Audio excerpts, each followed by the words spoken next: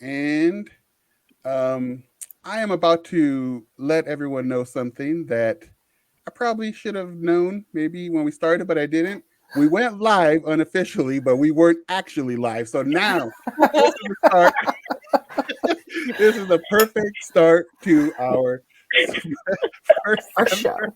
social work show. So now we're live. We have no one is in here yet joining us, but we are live. So if you joined us a few minutes ago and you didn't see anything, it's because I forgot to push the button that says live. So now we're live. I had a little practice run. So let me just repeat what I said if I can. So this is a show that we're going to try to do fairly regularly, as you see on the flyers and stuff, the information that we've put out. There's a bunch of different social workers and therapists that will be part of this show who are come from a lot of different perspectives, from macro level social work to therapy to child welfare. And so we're going to hear a lot of different perspectives on all the different topics that we end up talking about on the show.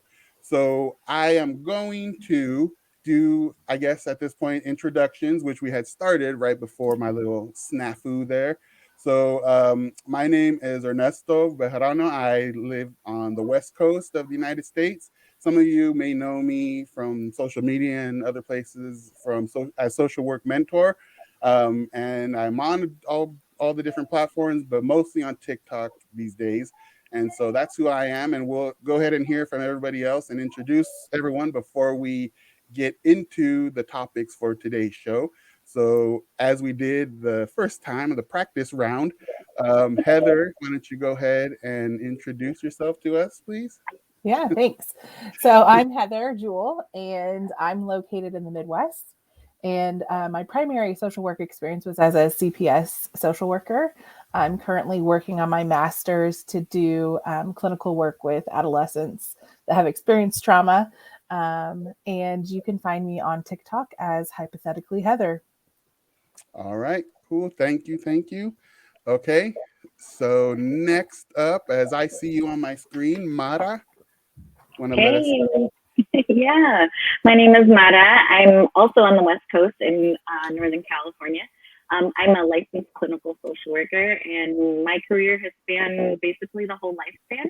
I mainly work with Latinos here in Northern California, and but I've done everything. So macro, mezzo, micro, as social workers do.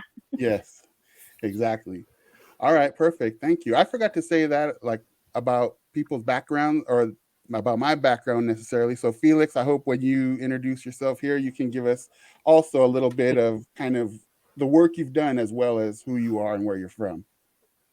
Absolutely. So I am Felix, and you may know me on TikTok as Mr. Social Worker 12, or as I like to say, your neighborhood social worker.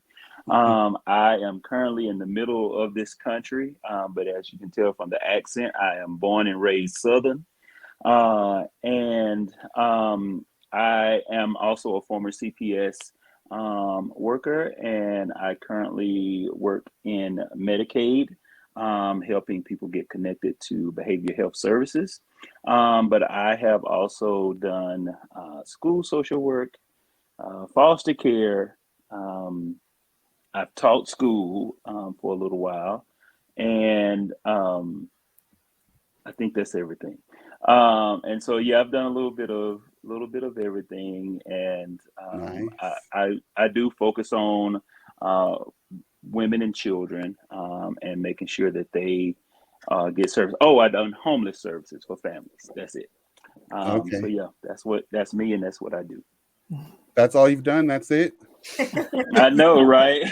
I've been all over the place. All right, cool. Sabrina, how are you? Great. Hi, everyone. I'm Sabrina Gillen Kaiser. You can usually find me on either TikTok, or I just kind of revamped my Instagram. So, Sabrina in Social Work, pretty easy. I am a macro social worker. I did start out in direct practice working in the disability community, and then working in behavioral health within the disability community, specifically the deaf community. Went to go get my MSW and realized I did not like doing therapy at all, and just would rather gouge my eyeball out. And so, I panicked, figured out I don't know what I want to do.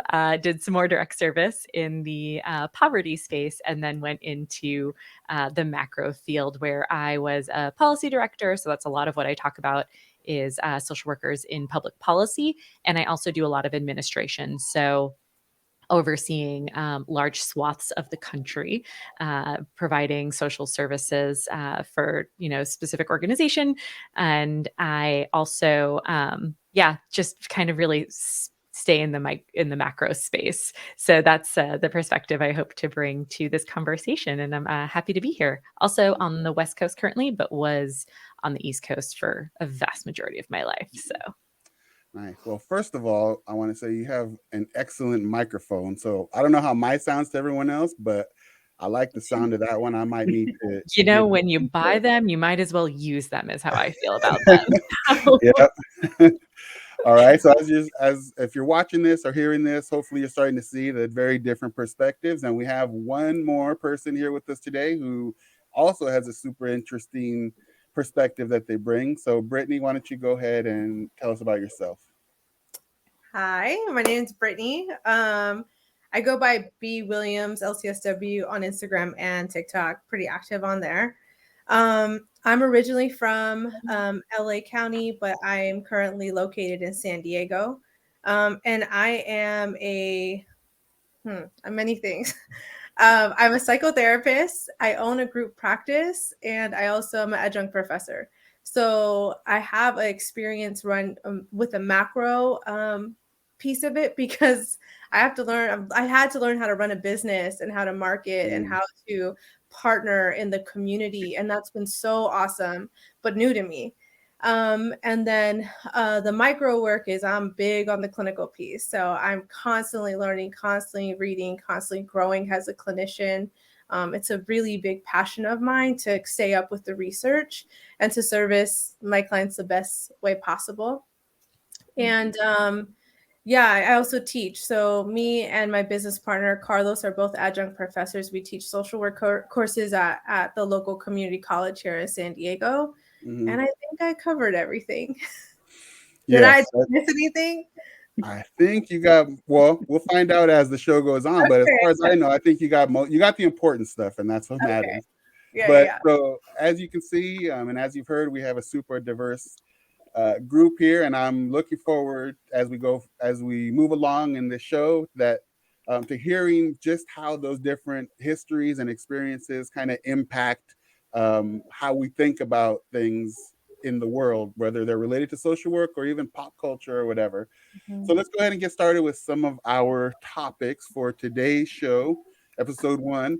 So the first one is kind of to start it with. It's kind of bringing us to the reality of some of the work that we do or have done or maybe will do, and that's the possible risk or dangers of this field. And we hear a lot about social workers, and oftentimes it's people's perceptions that may not be the greatest about some of the work that we do. But those of us who are in the field know, first of all, the positive impact that we have that doesn't always see the light of day so much, but also the risks. And so just this week, it was the 2-year anniversary of Silvia Bracamontes, who was a social worker in the Bay Area of California. And right when the pandemic hit, and in California, when kind of the shutdown happened, um, she was running a group home. And because they were going to be having to stay in the group home, she went out to get food for the youth that were staying there. And when she came back to drop off the food, one of the youth who, was going through some stuff, obviously, stabbed her, and she ended up not surviving the stabbing. And so in the course of the work, that's one example of the risks that happen. And we commemorate this day for Sylvia and all the work that she did, and her life that she gave for the work to help, that was taken by one of the people that she was actually helping. And a lot of us are confronted with that or have been confronted with those kinds of realities in the work. So the question that we're going to start with, or kind of the topic, is given that scenario, and the respect that we're giving to Sylvia. The question for this discussion is, knowing the potential risks that we have on this job, why do we do what we do? Why do social workers choose to get into and stay in this profession, knowing that there are these risks and we don't have a bulletproof vest, we don't have a taser, we walk into these situations with a clipboard and a pen? And so, anyone, I guess you can throw out your thoughts about why do people choose to do this with those risks? I'm going to add, you don't just walk in with a clipboard and a pen.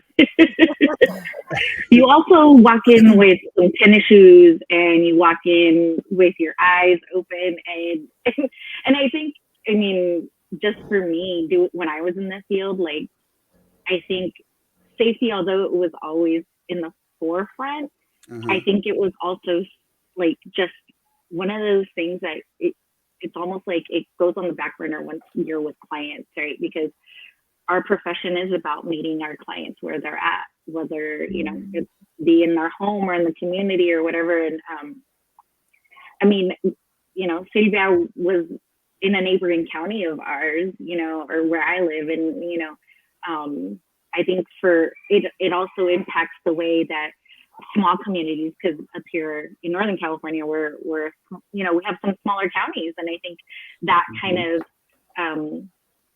circumstance can also lead into that like panic that the community is like, oh my gosh, you have a group home where, in what neighborhood? And it's like, that's rare. Like, our safety, although it is in jeopardy at times, those situations are really minimal, and we do a lot more other stuff. So, I had a trainer that said, when in doubt, run with confidence. And I'd be like, let's go. Like, just, the client will always be there waiting for you. If you don't feel safe, just run. Yeah. And it's okay. Yeah, I think you bring up for me an excellent point of just how we have to be careful that we don't get complacent sometimes, because you're just doing the work and you are trying to meet the client where they are, and you can get complacent and get comfortable with the situation, and maybe that ends up putting you at risk. Anyone else have thoughts on this? Why do we stay in this profession? So I would just add, as a CPS worker, one of the things that we're taught is that worker safety it's up to you. You are the person ultimately that is responsible for your own safety. And if you feel unsafe, then you leave immediately. Obviously, they taught us other safety measures to take to be as safe as possible. But I think it really boils down to all social workers that we are called to or inherently want to help other people. And, we're willing to take the risk that we may be meeting with someone that has a potential for violence. But it's because we inherently see the good in people and that we want to support them, even though they're experiencing challenges or struggles that lead them to those violent outbursts, the potential of the violent outburst. So I really think that's what it boils down to for all social workers. It's a great point. Anyone else? Go ahead. For me, I just don't, I've been in many situations where I have had a client, put a knife in front of me, like intimidating type of factors. And there are safety precautions, right? Like, make sure you know where the door is, make sure you know where you're seated, all those things. I think the best advice I ever got was trust your gut. Because even though those things may not be as obvious, like, your body knows. But with that said, there are some things that come up that we don't see and we don't get. And I think for me, I stay in the work because I know that those behaviors are not personal. I understand the brain. I understand developmental trauma. I understand like what biologically how they have had to process things and how a trigger could be anything, right? So when I would go into, group homes or work TBS, I would really emphasize like giving the client control, right? Like, we get to talk about what you want to talk about. This is your space. Like, I'm just here to like connect and to support. And I believe that was, I believe that the intention of most of all social workers. And but I do want to say, like, there's some things that we miss, and that work is still honorable, I feel like. Mm-hmm. Yeah, I'll go ahead, Sabrina. Look like you're about to say something. Yeah, I was just going to bring the dorky research side in real quick. We And, want that for sure. the one thing that always, because going into people's homes, going into the field, I worked in a residential facility for quite a few years. And so obviously there's a lot of kiddos who have a lot of things going on. And I was just, as I was thinking about these questions, I was like, well, how dangerous is it to be a social worker? Like, is this, how valid is that concern? And fun fact, we are the 20th most dangerous occupation in the country, according to the Bureau of Labor and Statistics. Wow. So granted, I'm doing some other work with the Bureau of Labor and Statistics to try to change the definition for social work, because they have it as pretty narrow, direct practice, some mezzo. But, I think that is really important to understand that when it comes to that definition for social work, we are in one of the most dangerous professions. So 1 to every 100,000 social workers will be injured on the job. And I think probably all of us have had some type of either close call, like Brittany was talking about, where, there's a knife and you're like, well, this is going to go one of two ways. Yeah. Or there are situations where, when I've been injured, it was because the client was at a higher risk of injury than I was in the situation.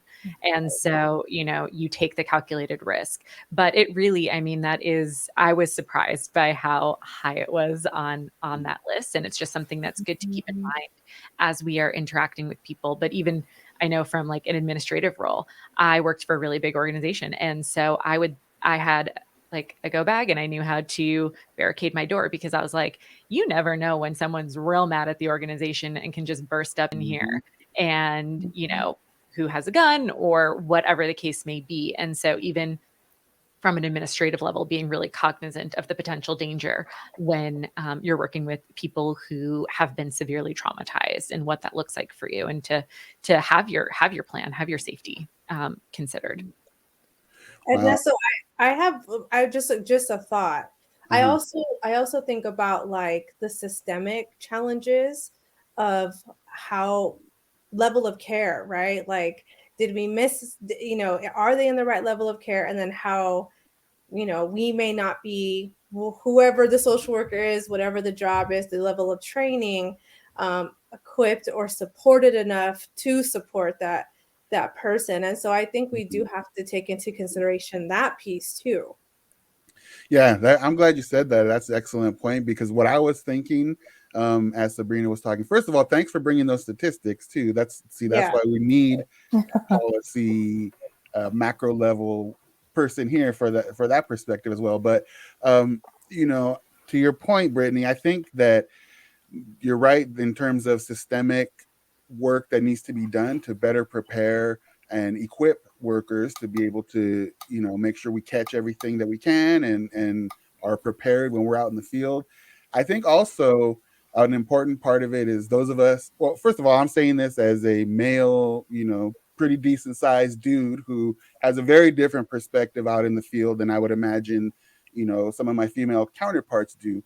But acknowledging that, I think that it's incumbent upon those of us who have been around a while too, to kind of be those models and be not so like insular in our work and in silos, but actually reaching out to some of our newer colleagues, which there, at least where I work and what I've seen, there's pretty decent amount of turnover, particularly more recently. So it's a lot of it, I think, is for us, because you can get training, you can get, policies, you can get your academic background, but I think a big part of it is on the ground, out in the field with some of those seasoned workers, shadowing and getting those experiences. And if you are a newer worker, looking for those opportunities too, because I think that's a big part of how we kind of get those subtle nuances of the work, is just by working with our colleagues.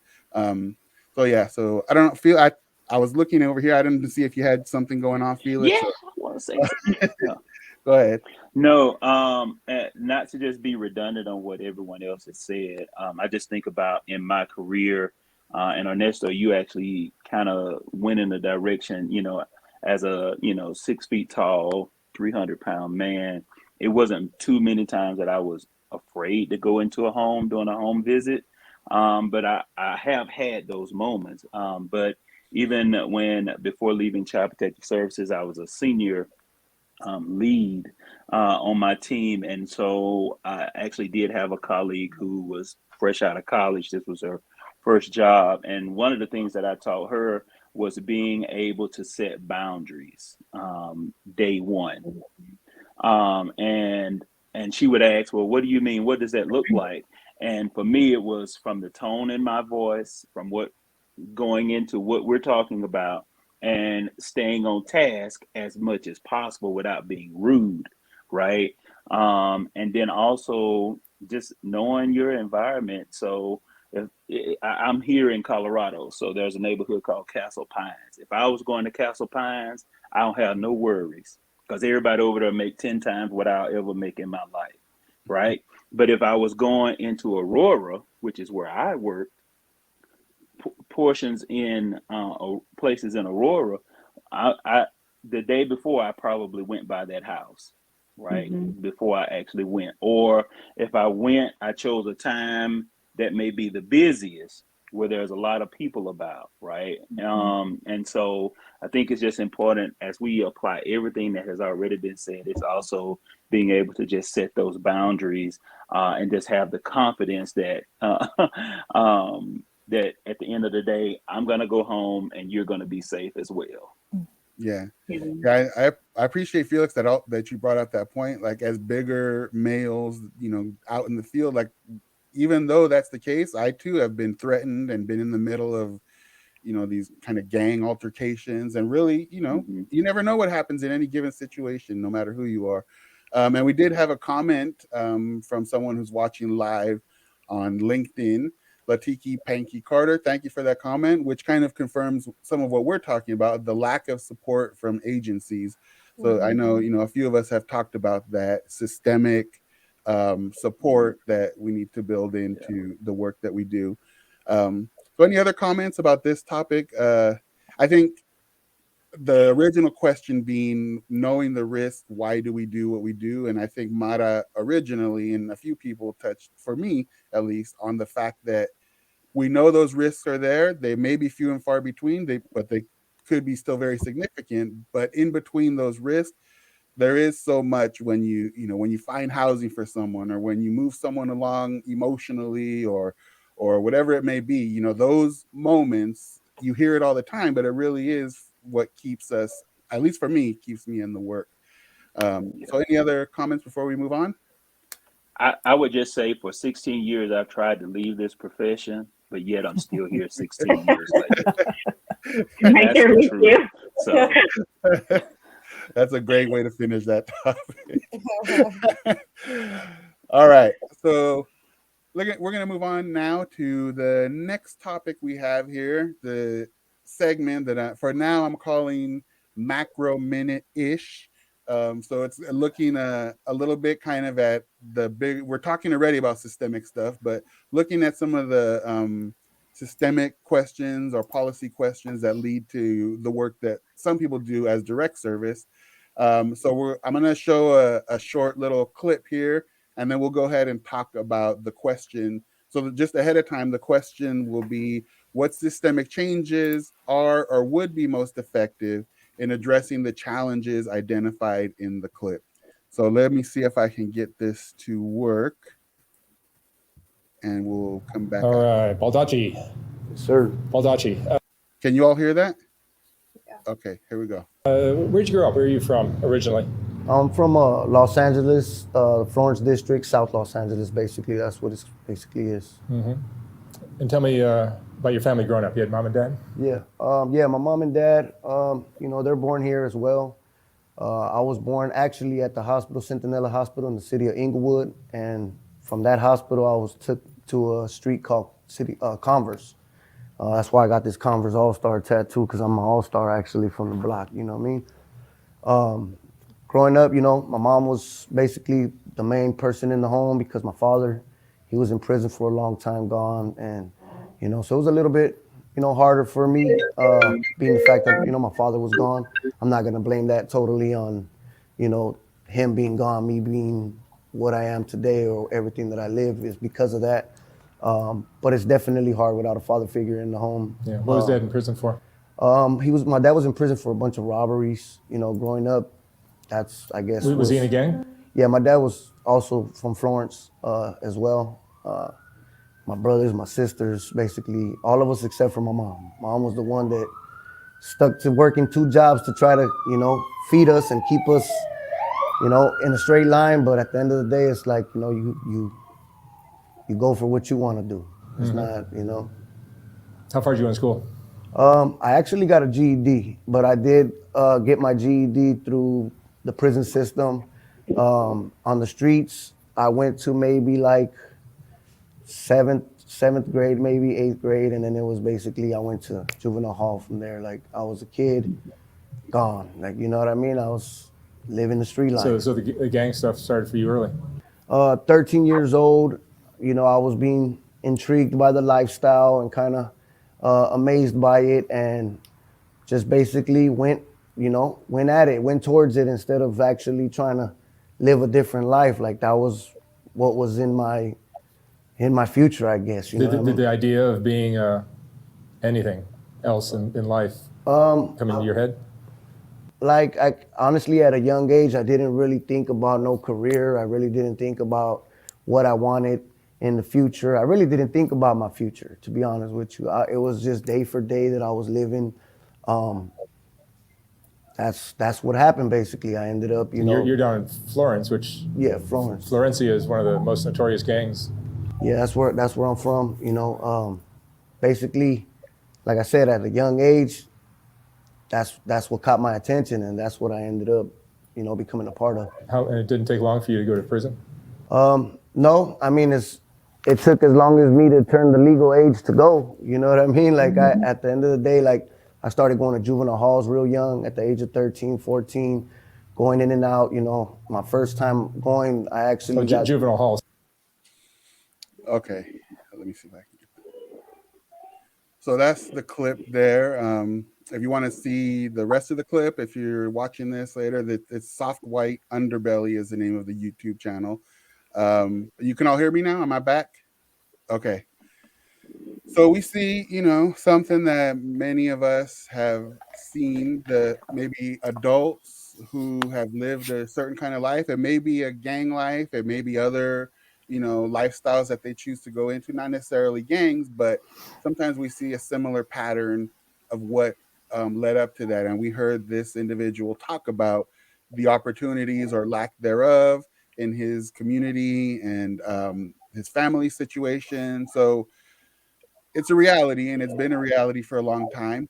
But I'm wondering what people's thoughts are in terms of, like I said, the question being, what policy level changes do we need to see, or do we need to advocate for, to try to improve situations like this? And I might be looking at Sabrina to start us off, since given the question, but it's okay if somebody else wants to. But Sabrina, if you got something, you can go ahead and start. Sure. So it's actually really interesting.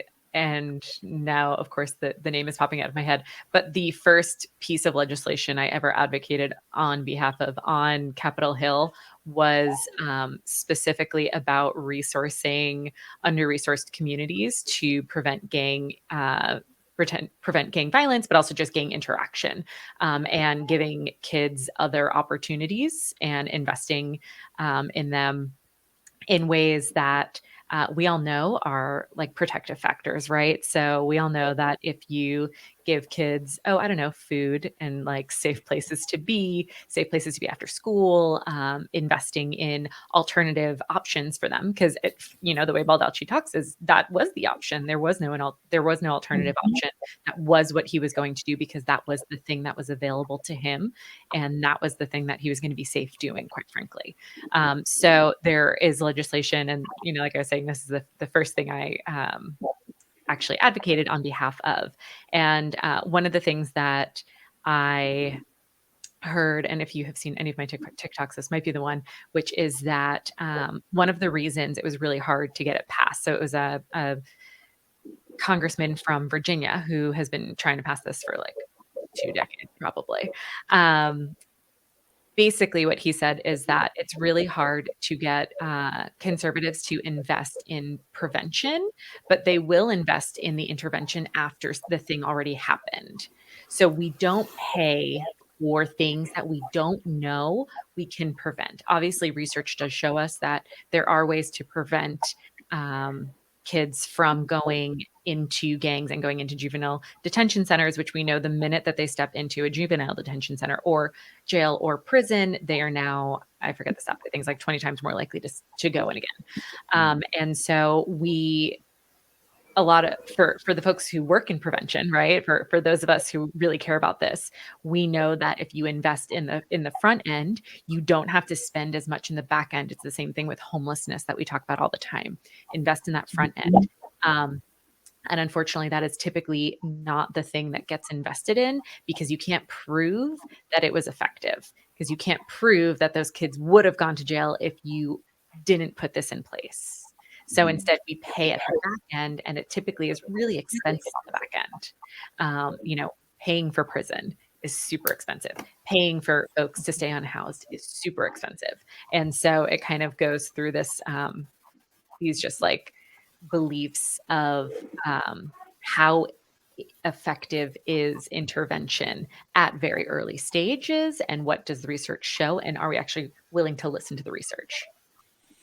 Yeah, I'm glad you said that because, I just from a local level, some policy or advocating work that I've seen, it's exactly what you're saying is that, even for local governments are much more likely, at least in my experience, to invest in intervention or even suppression efforts when, prevention, at least, anecdotally sometimes even seems to be working, but it's very hard to make that direct connection. And so the money waits until something actually happens and then we do something.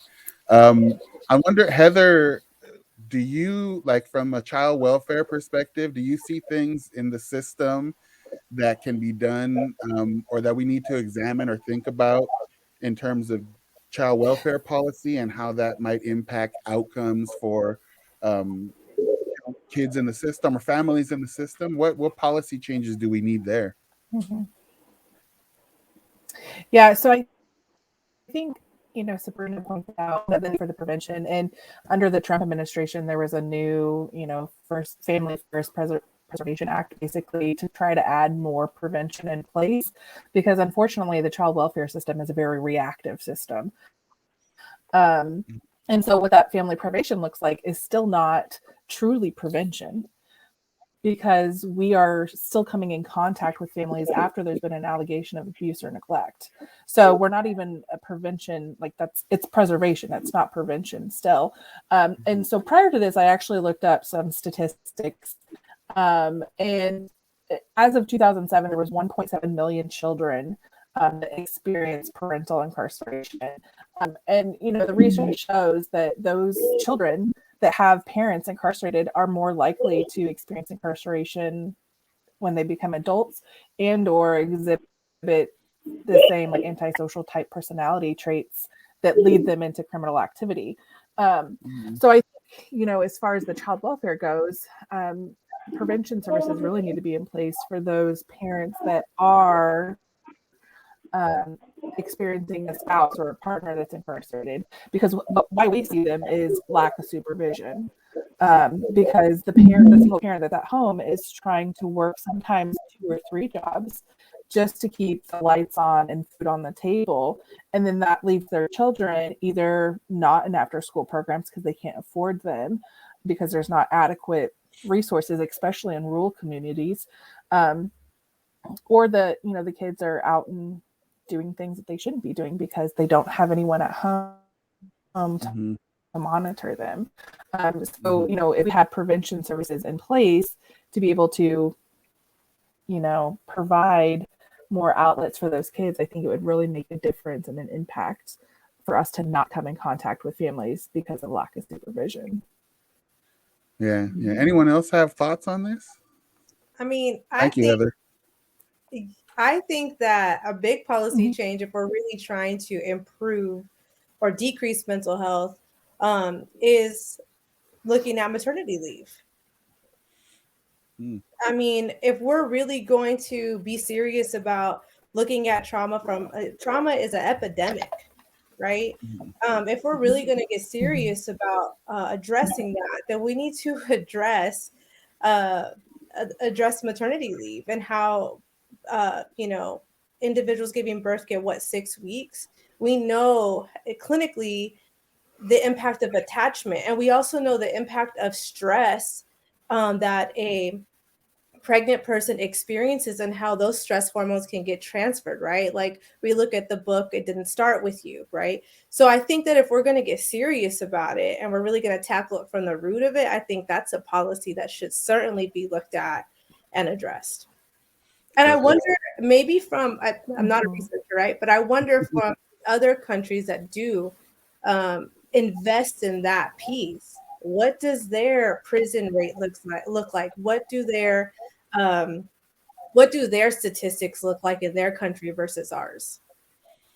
Yeah, that would be interesting. And I know, a lot of us have international followers. And so it would be interesting to maybe some of them will see this and talk a little bit, or maybe even have, if you identify one, maybe we can have them on the show and talk. I'm always interested in now with social networks and TikTok and everything, just seeing the parallels and the differences of social work in different places, whether it's in another part of my state or in halfway across the world. It's super interesting. So that would be a topic to really look at. But that's an excellent policy thing that I totally had not really considered. Anyone else on this?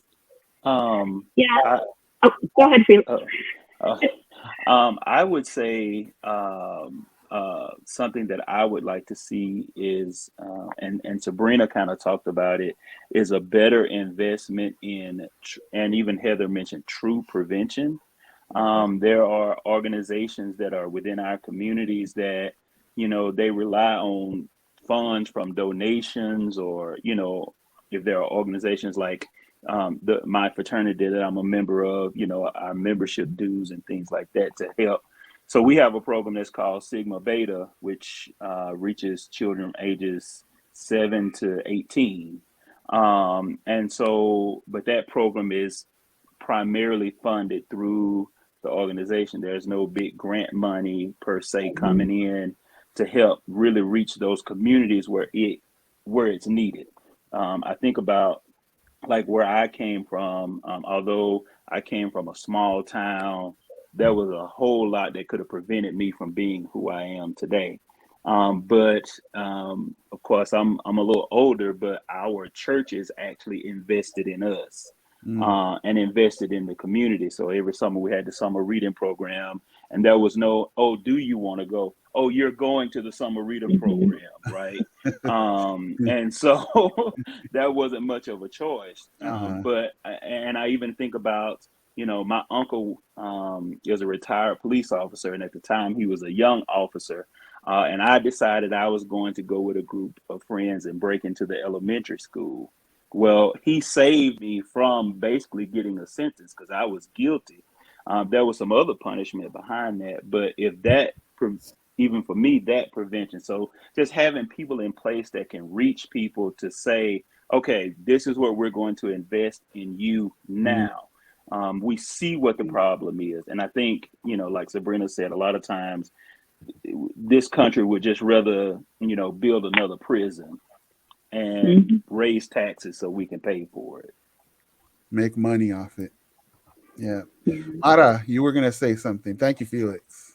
Yeah, I think I feel like I have a really unique perspective because I worked in county mental health. So like Sabrina's talking about federal, and I'm thinking, well, here in California, for behavioral health, at least we have what's called Prop 63, which is the millionaire tax, which is like millionaires get that 1% tax, and we get this pool of money, and we have, pots of money for something called PEI, which is prevention and early intervention, but it's for mental health, right? And that's what, for me as a social worker, angers me is that there's so many silos, right?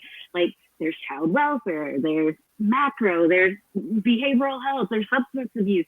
And the thing is, it's like we all deal with the same communities. Like it doesn't matter if I'm dealing with behavioral health, you know, Felix is probably dealing with the family for housing, you know, and there's no communication and funds don't cross. And that's what is so annoying for me. And that's why I left county work, because it was like, I would talk to my public health counterparts and they'd be like, oh my gosh, we have all this money and it's so good. And we're going to be doing this. And we're going to get, WIC involved and we're going to get this involved. And it's like, when mental health has money, mental health is like, if you don't fit into it, you're not getting it, literally. Mm-hmm. And I think the other thing with this is our communities need to be more involved. And when I say that, I mean, they have to go to meetings. They have to be pounding on the door and be like, we need more church involvement. We need more of this. Because if government doesn't hear you, it's not going to happen. And sorry, you got me on my soapbox now, because this is like, that's what we want. Preach. Because like for me, my position in the county was the Latino outreach coordinator. And it's like, okay, but where's the meetings in Spanish? You're telling me to go get clients or people to have their opinion, but you're not providing interpreters, or Tagalog, because we have a huge Filipino community. And it's like, government, unfortunately, is so narrow-minded when it comes to these things that it's like, when anything of innovation comes in, it's like, no, I'm sorry. We've been using this book for 90 years, and that's the same book we're going to continue to use. And it's like, so then don't tell me that we're not making it, like, you're the problem. Like, we go to school and we bring new ideas, but you tell us now, it doesn't work. Well, yeah, it doesn't work because the community has changed and that book is not for the community. So like that's part of the big issue, I think, as well, is that communities are so isolated from these processes, right? Like you have your mental health advisory board, you have your board of supervisors. No one knows about government. No one knows how to get into these roles. And so it's like, we as social workers are the only voice that some of our communities have. But to be honest, I left county mental health because I was burnt out and my voice wasn't being heard. So I was like, I'll go to private practice, because you know what? I can see the people, I can help them, I can give them resources, and I won't get in trouble because I give them resources. You know, I'll be like, you didn't hear it from me, but you can call such and such number. You know, it's like, what are you going to do? Fire me? Well, I don't work for you anymore. That's so crazy that, I mean, I don't know how many of you can connect with that comment, but I totally connect with that comment where like you're trying to give resources and help people on the down low because you don't want your organization to like say that you cross some bureaucratic red tape line, when you know what you're trying to get at is an outcome. And Mara, your comment actually segues to what I wanted to say perfectly, because when you say our communities have to be involved and advocate for the services that they need, but it's not always accessible for them. It's not easy to understand these county or local processes. And so part of what I think social workers have, number one, the absolute ability and expertise in, but also the need to do, is get involved even beyond kind of advocating individually with clients, but actually putting themselves into positions where those decisions are made. And, Felix got kicked out, but let me get him back in here. What I was going to say is, there we go. We missed you. So I'm fortunate enough the past 4 years, I've been serving on just a local school board here as an elected trustee on that board, but I'm able to bring that social work lens to the work. And the district that I'm serving on is it's a very diverse community, but it's historically just very socioeconomically more challenged. And so academically, those outcomes are always in question because, for some of the things that people have talked about, people are living in garages or don't have access to internet, or all the different challenges that we see. And so a lot of our resources that we've made decisions on in the past few years have been we want to divert money to or put money towards academics, but we know that our students can't focus on ABC 1, 2, 3 when they haven't eaten in a day and a half, or when their mom and dad are fighting. So we're spending money putting in social emotional learning and developing a whole SEL department and getting resources for that. And so with the community at large, sometimes they will look at our district and say, oh, look at your test scores. You guys aren't performing. You guys, you're not doing what you need to do. But they don't understand the challenges that the families that we are dealing with need to address before they can even get to the school stuff. So it's those, and so it's our job, part of what I've done and some of my colleagues is make these meetings more accessible. It is because our community has come and demanded resources for their children, and restorative justice, and all the different programs that there are. It's because they came and pounded on our door, and I mean, they didn't need to scream and yell too much because we were on board with them. But it's that of involvement by social workers that I think, and that I've seen from local levels like mine all the way up to the national level, that can really at least begin to help people understand that the work isn't always about, like, there's work to be done before we can get to like academics or whatever to address socioeconomic challenges. So I kind of got on a little bit of a soapbox there myself, but anyway, Felix, we're seeing him pop in and out. I hope you're able Yeah, to. I'm sorry. Like somebody knocked on the door, Oh, so I thought you were having it's all good. No, Friday night, Ernesto. Felix is stepping out for a little beverage. I did miss the bulk of the conversation because I got kicked out. But just thinking about policy, absolutely. Just as a former CPS worker, it would frustrate me so bad that the policies that were meant to help families, and Heather probably can definitely chime in, would almost 90% of the time hurt the families. Because if you're going to penalize a mom who has to go to work, and maybe she did leave the 10-year-old at home so she could go to work, and you're telling her no, she needs to watch the kid, but who's going to feed them if she doesn't go to work? And then you'll be knocking on her door for that. Right. So I think those things used to frustrate me. That's one of the main reasons that I got into policy, was because I would go and I figured out how many people are making decisions who have never had to step foot in any one of the offices that they dictate. They have, and particularly when we're talking about like Congress, but even when you go down to like state and even local legislature, you have to have money or know people with money in order to run. There are minimums for fundraising. And so like just that right off the bat, right? Or the way you get into these jobs is because you interned. How do you intern when it's an unpaid internship and in, the most expensive cities in the country. And so when you just have people of privilege making decisions about how everyone else's lives work, that's why I knew we needed social workers. Like for me on Capitol Hill, I actually, I do California state stuff too.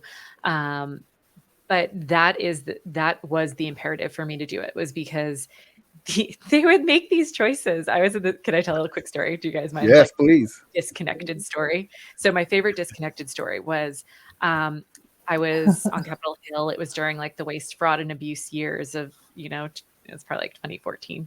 And I was in an office and they were like, waste, fraud, and abuse. Everyone's abusing SNAP. So for those who don't know, food stamps, but SNAP assistance. So they said, I have these like two, God bless them, 21-year-olds who are like, we're probably unpaid interns at first. And they were like, we think that people should have to recertify every other month for SNAP benefits. And see all of your faces just did the thing that my face did, which was like, are you out of your mind? I'm like, oh, okay. So have you ever done that before? And they were like, no. And I was like, you probably should just try it. And they were like, we wouldn't qualify. And I was like, I know, but you should just try to do it. So what I had to do was say, okay, have you ever like lost your driver's license, or have you ever had to get like a new social security card? And the thing that everyone always does, like everyone hates the DMV equally, right? So you can always say like, have you ever had to go to the DMV? And everyone always goes, oh, it's terrible. And I'm like, okay, so now you're going to go to the DMV and you have your toddler and your baby who couldn't go to daycare that day because you had to get in line an hour before the DMV opened, which also means you can't go to work that day for your minimum wage job, which doesn't have any paid time off, so that you can, you know, in this case, get your new SNAP card or recertify. Oh, but what happens every time you go to the DMV? You never brought the right papers. You always have to go back 2 or 3 more times to the DMV. And they were like, it can't be that bad. And I was like, oh, friends, let's have an experience. And so it just was, for me, it was just that moment of like, oh man, this is why we need people who understand the systems to actually be on these floors, in these offices, because you have the people making decisions who've literally never even probably talked to anybody who's on SNAP, for goodness sake, let alone had to actually experience the systems that they put in place and that they create. So I think that that's like one of the biggest things about social workers being in policy that I always am like trying to toot the horn for. Yeah, that's an awesome story, Sabrina. Thank you for that. And you didn't even touch. I mean, you're on the bus. I'm gonna use that story too. You didn't even touch on all the other challenges, being on the bus and missing your right. Exactly. I was like, let's do the first 3 that you could relate to. Yeah. So I think that's a perfect way for us to, at least for now, to end this conversation, which is a great conversation about, you know, just the impact that social workers can have, and we really need to push ourselves and our colleagues to get into some of these positions and at least consider, you know, doing some of that work. And so with that, we'll move on to our last segment for today, which I'll tentatively call the therapy session. So some of you that are doing some therapeutic work, direct services, might have something to say about this. So I'll see if I can show this video, this last little clip. And the question will be, what are the potential benefits and challenges of utilizing psychedelics in treatment? So obviously that's a hint to where this video is going. So let me see if I can get it going here. There's a resurgence in studies looking at the potential use of psychedelic drugs to treat a variety of psychological issues. After decades of legal restrictions, drugs like magic mushrooms and LSD are being studied as treatments for depression and anxiety. All new at 5:30, WCNC Charlotte's Lexi Wilson has more on the groundbreaking research underway right now. Psychedelic drugs have been reported to trigger life-altering experiences, but they are labeled a Schedule I drug, labeled dangerous and illegal. But one UNC professor I spoke to said there's growing research that this surprising treatment will help people with mental illness out of the dark.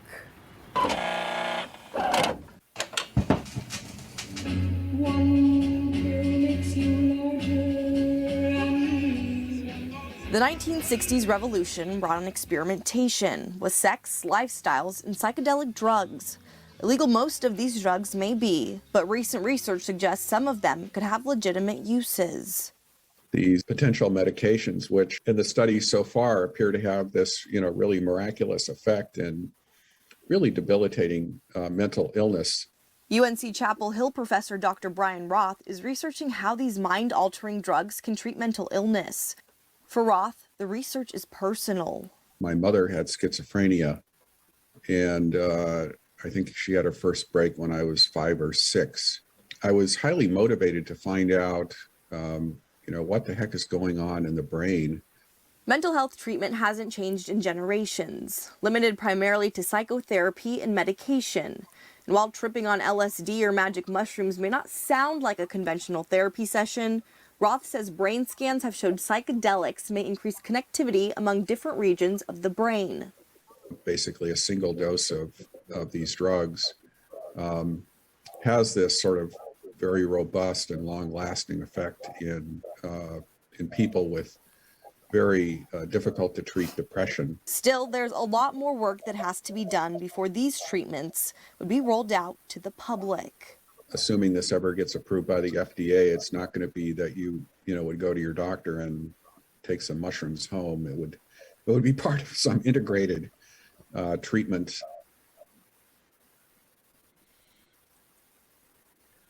All right. So you can hear me? Am I back? Okay.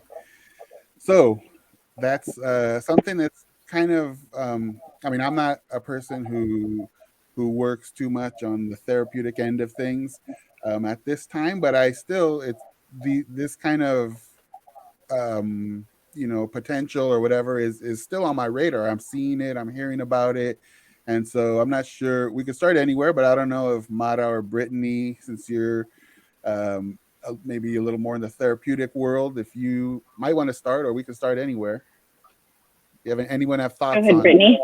Okay. I mean, I will just say I'm super fascinated with this.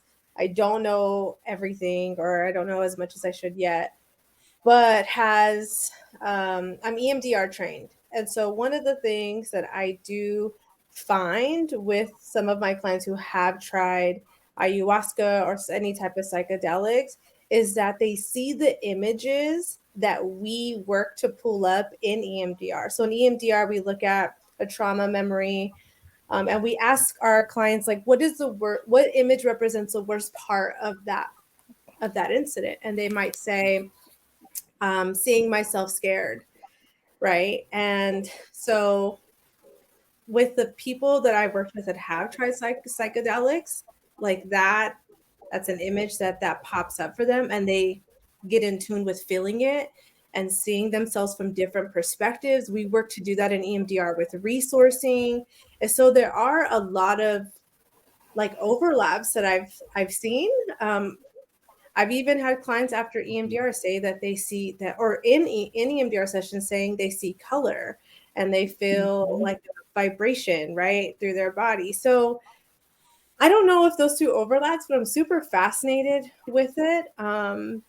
So yeah, Mata, I'll pass it to you because I'm curious what you think. My brain literally goes to like the systemic part, I think, because like for me, the community I work with is undocumented, right? So like it's all about access, right? Like who is going to be able to get this treatment? Like it's already hard enough to get Prozac. And you're telling me that now if you have had Prozac for 20 years and it's not working, you can get on LSD, but how do you afford it, right? Or if you're caught with LSD, you can be deported, right? So like for me, when these research studies happen, it really grinds me because I'm like, you're not looking at the population that most definitely could benefit from it. Because the reality is it's still a privilege to even get medication, right? There are many people that can't even come to therapy, right? Like that's the biggest reality, is that for those of us that are in private practice, it's a constant battle to think, am I going to be on an insurance panel or am I going to be private pay? Because insurance panels are basically the devil in disguise. They'll say, yes, we cover 90% of your therapy appointment after you've reached your $5,000 deductible. And it's like, people are like, how am I supposed to spend $5,000 on therapy? That's ridiculous, right? So like when I hear about these studies, although I think it's amazing, and it's not like we haven't tried it before. Like what Brittany's saying, like we have clients who be getting on peyote and they'd be like, oh, like I'm good. Like I don't need to come to therapy anymore. I'm like, well, let's figure this out before you just drop it, right? Like, or like marijuana. I mean, shoot. I almost slipped there. Adderall. Adderall is one of the hardest pills for some of our clients to get on, even though they've been diagnosed with ADHD since they were maybe in middle school. Now that they're adults, oh no, that's a Schedule 1 drug. And as a primary care doctor, I can't give you Adderall. You have to go to a psychiatrist. So like, it's great in theory, but I think practicing it as a private practice therapist, I always say, if it doesn't hurt you, do it. Don't let me know if it hurts you, because then I got to do something about it. But if you're not putting anyone in danger and you're okay and you come to therapy and you're okay, don't bring it in the door. You don't want me to know, don't bring it in the door. Yeah. I also think like you got to be, like if you're doing this on your own and to try to process something, that's mad risky. Like, so I definitely think like, even for some of my clients who work with curanderos or curanderas, like these individuals are generationally practicing this, and that's their craft, and I got a lot of respect for that. So I think it depends on like who you're going to. Like, is it paired with with a person who is trained in the scope of what you're trying to address, and being mindful and intentional about that, because you have like ayahuasca is probably, I mean, I would say that didn't necessarily start with the mental health field. That shit's been here. Sorry. No, that's fine. That's been existing for, culturally for generations. Yeah, So I think exactly. you gotta pay dues where stuff's originated from. But I also think that, treating chronic mental illness is real. And so just making sure that you're knowing the risks and benefits, because I've also worked with people who have tried psychedelics and struggle after, right, with paranoia or other side effects that I don't, I'm not skilled, I don't know much about, but that is something to consider, right? There are real benefits to certain models, and there are also certain risks.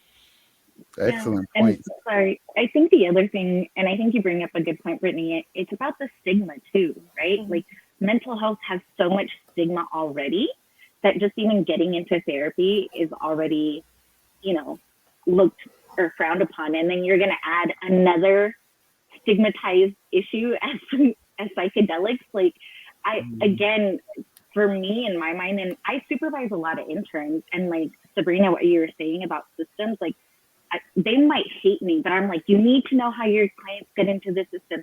You need to know how the system impacts them. Because as therapists in private pay or in private practice, if you don't know how the systems work, you can't, I believe you can't function.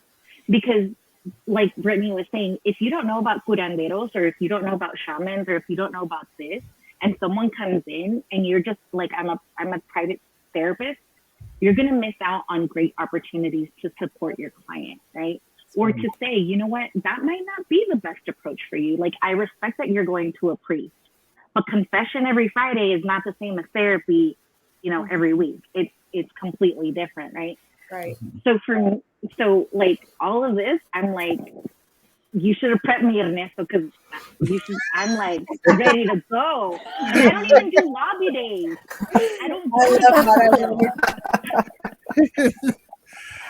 Okay, there's a lot of energy behind it. See, that's why I'm so glad that we have this diverse group of people here, because obviously there's some thoughts that people have about stuff, and that's awesome for what we're doing here. And so but you brought up Mara, the stigma, and you also brought up marijuana, and that's changing. That's a very dynamic topic. I'm wondering, Heather, where you are, is marijuana, I don't know, what's the status of marijuana where you are? Is it recreational, legal?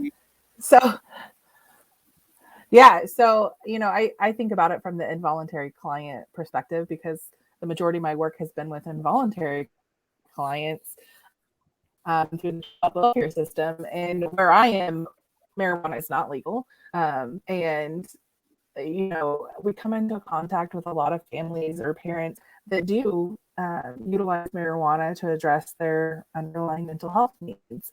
And I actually did a video recently on this and got some heat. And I'm like, hey, it is what it is. If you have anxiety or depression, the proper thing is to go and get treatment. And I understand that's a privilege to be able to reach out for that treatment. But when you come into contact with child welfare services, smoking marijuana or hearing about this new treatment for psychedelics, we hear all kinds of excuses from these clients as to why they're using what illegal substance they're using. But if we're there and offering the resource or the referral to get the necessary treatment to treat their underlying need, then that's the expectation. And most often they are court ordered to do so. Mm-hmm. So when I first watched this, I was like, oh Lord, this just, anytime an involuntary client hears about something like this, it like spreads like wildfire, word of mouth. And then it becomes like the trend of like why they're telling their social worker, like, oh yeah, well I did LSD because I saw this video and they said it was going to help me. So that's kind of Yeah. the perspective I come from of like, oh no, like this just gives them more excuses to come up Uh-huh. with Yeah, and instead of getting at the underlying need that they have. uh-huh. Yeah, and I'm glad you said that. That's interesting that so you're in a state where marijuana is illegal, and here in California it's legal. And so, that from the DFs or from the child welfare perspective, that brings, very interesting situations up, and it's been pretty dynamic in child welfare in California, trying to figure out how do you manage, this substance that's legal. And for a time it was like in limbo, like kind of legal but not legal. And so, the same thing that you're saying when clients come in with, before they might have had like a card for marijuana or whatever it is. How do you kind of navigate those waters? And as time has gone on, a lot of child welfare systems here have started to figure out what their policies will be with that. But as psilocybin and other things enter into the conversation, it's an ongoing thing. And you're right, as far as I'm concerned, in child welfare, it's still, you know, it's another thing that clients have sometimes to self-medicate to deal with things that they, because they don't have access elsewhere to try to deal with stuff, but also, can become problematic to what we're actually trying to do with their case. And so, for Sabrina, I was wondering if you have any thoughts, just with from the policy level and some of these some pharma companies. I don't know if you have any experience in this area, but just as they see these quote unquote, I don't know if you call them traditional or natural substances coming online that could potentially kind of move in on their whether it's Adderall or whatever it may be. Um, have you had any experience or have any thoughts about what that kind of higher level uh, policy thing might become with these substances as they come potentially on board? Yeah, they'll just lobby for only the man-made version of these natural substances that people, particularly indigenous folks, have been using for millennia. They're just going to lobby so that you can't use the naturally occurring indigenous version of these drugs. You will only be able to um, medicate utilizing the man-made, Synthetic. the synthetic version of all of these is the direction that they would go in the minute that they can.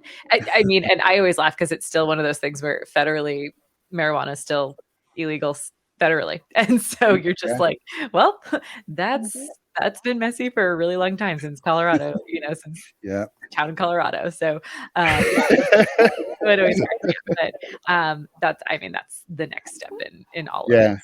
that totally tracks with what Mhm. Felix. What do you think? Any thoughts on this, on psilocybin mushrooms and how that impacts your work or what you do? Well, when I was in CPS, we actually treated marijuana like alcohol because it's legal here in Colorado. So it was pretty much the same, carried the same weight as if a parent was intoxicated from drinking. Mhm. And our policies around it was as long as you have a lockbox and it's out of the reach of the children, and there always had to be a sober caregiver. Yeah, that's kind of California's approach too at this point for now. I actually do have a friend of mine who is very familiar with the kind of like the traditional indigenous utilization of substances. And he's kind of, the last time I talked to him, I think he's trying to figure out maybe if he wants to start looking more into bringing it into his work as a therapist. So maybe we'll have a chance to talk with him or someone else that can bring that perspective. So any last thoughts on this topic? I don't, but and so I have to head out. Well, that's perfect because so do we. Okay. We're about to Sorry. talk. Okay. So if you need to stop out or step out, go ahead and thanks for coming. But we're gonna end right now anyway. Okay. So I want to thank first of all of you for being here. I think we had some super interesting conversations and what I had hoped for, and I think few of us here, we're kind of hoping to hear all these different perspectives and viewpoints on topics, and I feel like we got that and had some fun doing it along the way. So I don't know if anyone has any last thoughts they want to give before we end this week's or this session or this edition. Hopefully we didn't turn anyone away. This is social work is a great field. Like, yeah, we're just breaking it down for you. yeah. I mean, I think a lot of people want to know the real thing. Like we all get to school, we all get the training, but there's also, I think, a time and place for the the real conversation from those doing the work in all different areas. So, anyone else? All right. If not, then thank you everyone for watching, and you can look for everyone here on TikTok, I think primarily, but other platforms we've heard Instagram and stuff. And maybe next time I'll have people's names up here, their usernames or whatever. But for now, you know who we are, and so you can search for us. And join us next time. We'll have a different set of topics, maybe different people or the same people. Hopefully, we're all bringing a lot to the table here. So thanks everyone, and we'll go ahead and end it, and we'll see you next time.